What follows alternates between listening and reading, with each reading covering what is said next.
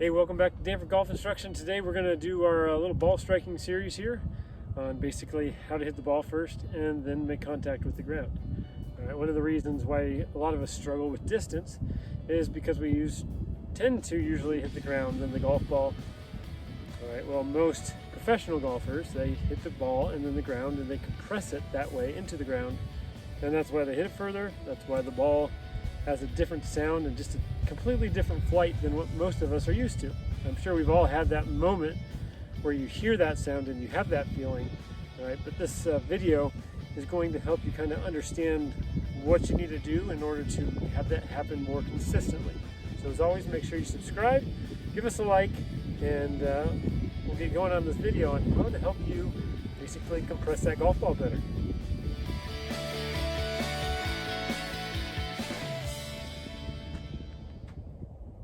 First, we need to talk about some of the things that you have to do with your hands in order to compress the golf ball, and then I'm going to kind of give you a drill or some ways for you to start implementing this into your golf swing. Okay. The first thing was what impact looks like. Impact, all right, or basically how the club was created, was hands are supposed to lead the club head into impact, right? That's how they're compressing the golf ball. So when they come down, we've all heard that idea of lagging the club. All right, when they get into impact, their hands are in front of the golf ball and then they release the club, and then the bottom of their arc is usually 2 to 3 inches in front of the golf ball. All right, most of us, we get behind it because as we come down, we lose that lag and we try to hit it with our hands early, and so then the bottom of the swing is behind the ball, and then we make contact with the ball. So the first thing that you have to do to be successful with compressing the golf ball is you don't even have to lag the golf club. I mean, you can if you're really good at it. I mean, it's a big timing thing to lag it. There's thousands of videos out there. You can go check those out if you want to. But the first thing I want you to do is I want you to take smaller swings, and I just want you to feel like you get your hands in front of the club. Okay? If this is all the lag that you have, but your hands are leading it, then you'll be successful. The one thing when it comes to having more forward press at impact, make sure the forward press isn't that idea, right? The open club, kind of feeling like you're trying to hold it off, you're going to struggle a lot. So make sure when you swing down, that face feels pretty square, even close to the ground. That's going to help you. Then all you have to do is kind of turn, as if you keep on turning, that club head is going to lag behind the hands, and you're going to be able to compress it against the ground. So after you figure out what you should be doing with your hands, we got to talk about what your weight shift should be doing.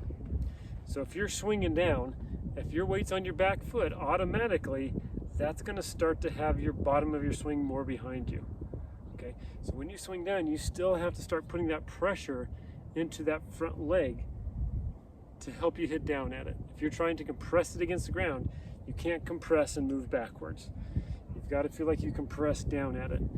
Now, all these things come with a risk, especially shifting our weight, because I see a lot of golfers who hang back and swing across it. All right, those are over-the-top golfers, are slicers of the golf ball. So when you're doing this, you still have to try to feel like you can shallow that club. All right, get that face closed. You don't have to release your hands a whole lot, but get that weight going to that front leg to help you compress it against the ground.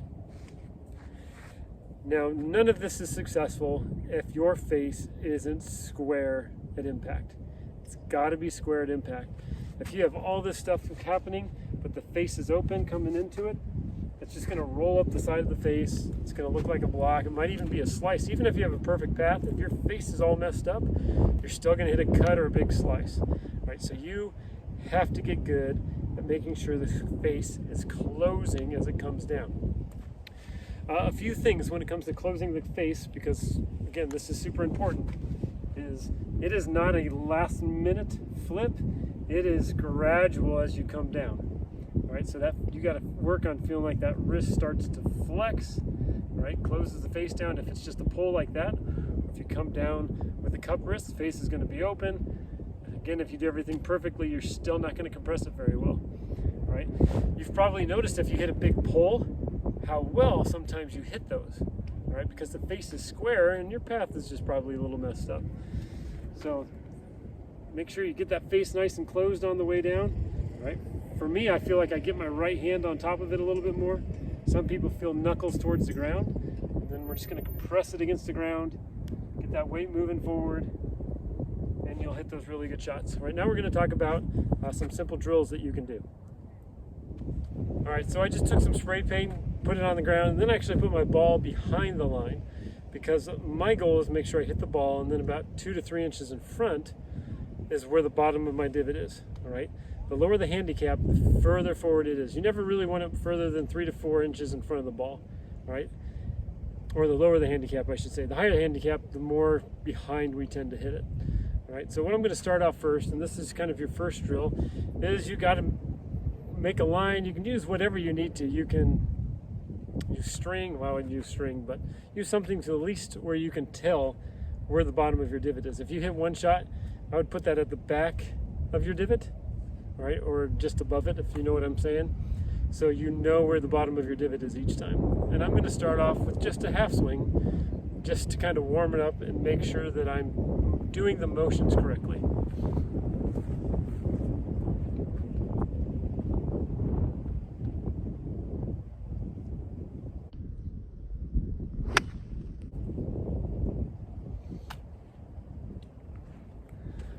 So the bottom of my divot, I was a little behind that one, but basically where my divot ended was right over the top of my red line, so it was pretty close. And you can see it wasn't really a full swing, right? You got to work yourself up into this, especially when it works to controlling that clip face. If you just go 100% right away thinking that you're going to get it, it's probably not going to happen, all right?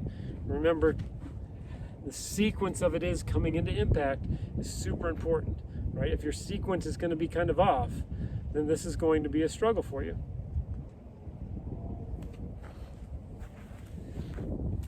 All right, so now if you don't have that red spray paint, this is the other option that you can do, is I just put the ball at the back of the divot that I just hit, all right? And then you're just gonna always track it. You gotta make sure you track it. When you compress the ball, a few things will happen. The ball is gonna go lower automatically, all right? Because you're compressing it against the ground. Your distance will increase, and you're just going to know the difference in what it feels like and what it sounds like, okay?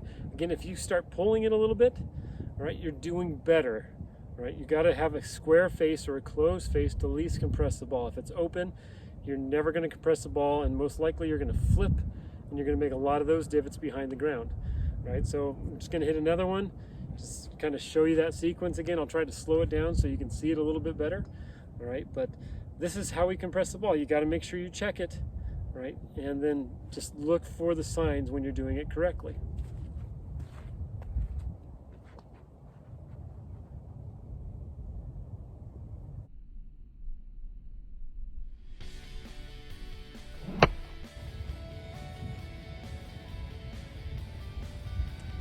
And that was a little bit better than the first one, right? I hope this helps you out. If you need some other ideas on how to work on getting your hands a little bit more forward, leave me a comment below, and I'll either make a video or I'll try to explain it the best that I can. But as always, thanks for watching, and we'll see you back here next week.